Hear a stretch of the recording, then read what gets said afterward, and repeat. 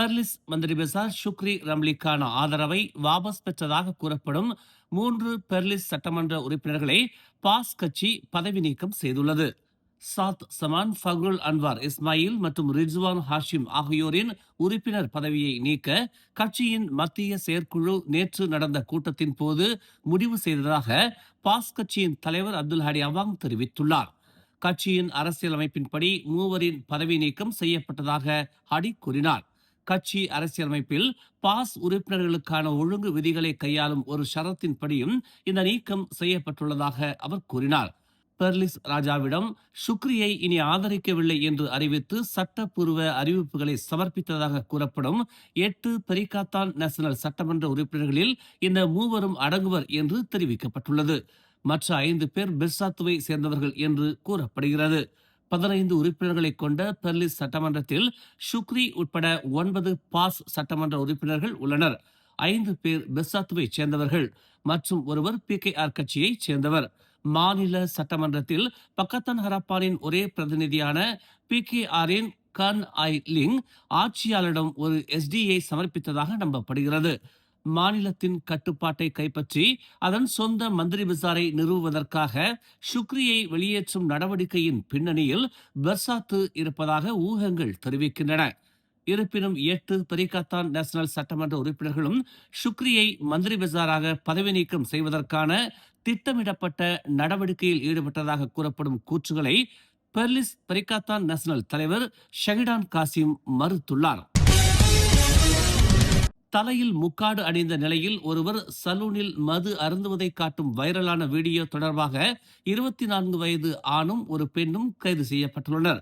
இது ஆன்லைனில் விமர்சனங்களை தூண்டி வருகிறது. சுபாங் ஜெயாவில் நேற்று மாலை சுமார் 4:30 மணி அளவில் சம்பந்தப்பட்ட ஆணும் 22 வயது பெண்ணும் கைது செய்யப்பட்டதாக புக்கிட்டமான் குற்றவியல் புலனாய்வுத்துறை இயக்குனர் டத்தோ எம் குமார் தெரிவித்தார்.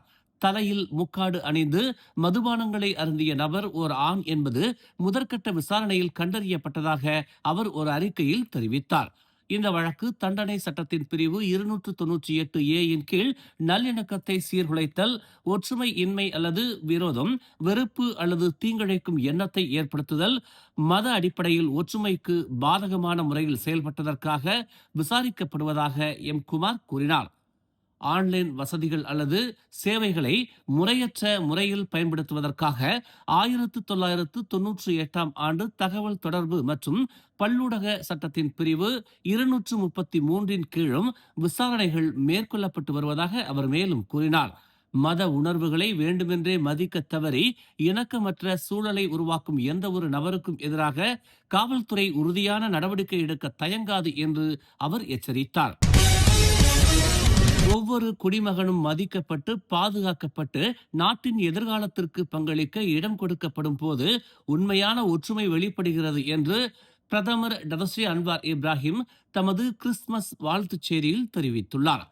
உலகம் பொருளாதார நிச்சயமற்ற தன்மைகள், மனிதாபிமான மோதல்கள் மற்றும் சமூக பிளவுகளை எதிர்கொள்ளும் போது நாட்டின் எதிர்காலத்தை கட்டி எழுப்புவதற்கான அடிப்படையாக ஒற்றுமை, கலந்தாய்வு மற்றும் பரஸ்பர மரியாதை ஆகியவற்றின் பாதையை மலேசியா தேர்வு செய்கிறது என்று அன்வார் கூறினார். நல்லிணக்கம் தற்செயலாக பிறக்கவில்லை. மாறாக நியாயமான கொள்கைகள், சம வாய்ப்புகள் மற்றும் பல மத மற்றும் இன மக்களிடையே பரஸ்பர புரிதலின் கலாச்சாரம் மூலம் கட்டமைக்கப்படுகிறது என்று மடானி அரசாங்கம் நம்புவதாக அவர் தமது முகநூல் பதிவில் தெரிவித்துள்ளார். இந்த கிறிஸ்துமஸ் தினத்தை கொண்டாடும் போது வெறுப்பை நிராகரித்து பச்சாதாபத்தை வளர்ப்பதற்கான நமது உறுதியை வலுப்படுத்துவோம். ஏனெனில் மலேசியாவின் வலிமை பன்முகத்தன்மையில், ஒற்றுமையில் உள்ளது என்று அவர் சுட்டிக்காட்டினார். இன்று கிறிஸ்துமஸ் கொண்டாடும் அனைத்து கிறிஸ்தவர்களுக்கும் கிறிஸ்துமஸ் வாழ்த்துகள். இந்த கொண்டாட்டம் மலேசியாவிற்கும் அதன் அனைத்து குடிமக்களுக்கும் அமைதி, நல்லிணக்கம் மற்றும் செழிப்பை கொண்டு வரட்டும் என்று அவர் தமது வாழ்த்துச் செய்தியில் தெரிவித்துள்ளார். பல்லின மக்கள், பல்வேறு கலாச்சாரம், விதவிதமான மொழிகள், வகை வகையான உணவு வகைகள், செழித்து கிடக்கும் இயற்கையின் அதிசயங்கள் எல்லாவற்றுக்கும் மேல் இனங்களுக்கு இடையிலான ஒற்றுமை மற்றும் நல்லிணக்கம் என இவைதான் உலகம் நம் மலேசியாவை கொண்டாட காரணிகளாக இருக்கின்றன. நல்லிணக்கத்தையும் ஒற்றுமையையும் பறைசாற்றும் வகையில் பல்வேறு மக்களின் பண்டிகைகள் நம் தேசத்தை மேலும் மெருகூட்டுகின்றன.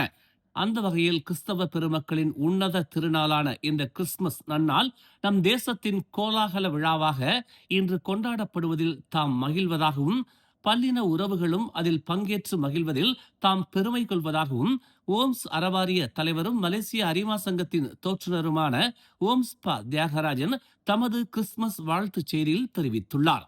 நல்லிணக்கத்தோடு ஒருவருக்கொருவரின் புரிதலில் செழித்தோங்கும் இந்த தேசம் மென்மேலும் சிறந்து விளங்கவும், மக்களின் தேவைகள் நிறைவேறி மகிழ்ச்சி பெருகவும் தாம் இறைவனை பிரார்த்திப்பதாகவும் கிறிஸ்தவ பெருமக்கள் அனைவருக்கும் தமது கிறிஸ்துமஸ் வாழ்த்துகள் என்றும் அவர் தமது வாழ்த்துச் செய்தியில் தெரிவித்துள்ளார். லபுவான் கடற்கரையில் கடலில் விழுந்ததாக அஞ்சப்படும் ஒரு மீனவரை தேடும் பணியில் தேடுதல் மற்றும் மீட்பு நடவடிக்கை குழு ஈடுபட்டு வருகிறது. தஞ்சோங் குபோங் அருகே நடந்த சம்பவம் குறித்து தகவல் கிடைத்ததை அடுத்து மலேசிய கடல்சார் அமலாக்க நிறுவனம் இந்நடவடிக்கையை தொடங்கியது. காணாமல் போனவர் 49 வயது மலேசிய நாட்டைச் சேர்ந்த ரோஸ்லி அபீட் என அடையாளம் காணப்பட்டுள்ளார். அவர் நேற்று காலை 8:43 மணி அளவில் கடலில் விழுந்ததாக நம்பப்படுகிறது. இச்சம்பவம் தஞ்சோங் குபோங்கிலிருந்து வடக்கே சுமார் 7.8 கடல் மைல் தொலைவில் நிகழ்ந்ததாக கூறப்படுகிறது. மலாக்காவின் புக்கிட் கட்டிலில் உள்ள ஒரு ஹோட்டலில் ஒரு நிறுவனத்தின் இரவு விருந்தில் கலந்து கொண்ட 1000த்திற்கும் மேற்பட்ட ஊழியர்கள் நேற்று இரவு மண்டபத்தில் தீ விபத்து ஏற்பட்டதை அடுத்து அதிர்ஷ்டவசமாக உயிர் தப்பினர். இரவு 8 மணி அளவில் இச்சம்பவம் நிகழ்ந்தது. நிகழ்வு நடந்து கொண்டிருக்கும் போதே மண்டபம் தீப்பிடித்து எரிந்ததாக சினார் ஹரியான் தெரிவித்துள்ளது. அனைத்து விருந்தினரும் ஊழியர்களும் பாதுகாப்பாக வெளியேற்றப்பட்டனர். வெப்பம் காரணமாக மூச்சு திணறல் ஏற்பட்டதால் ஒருவர் மருத்துவமனைக்கு கொண்டு செல்லப்பட்டதாக அறியப்படுகிறது.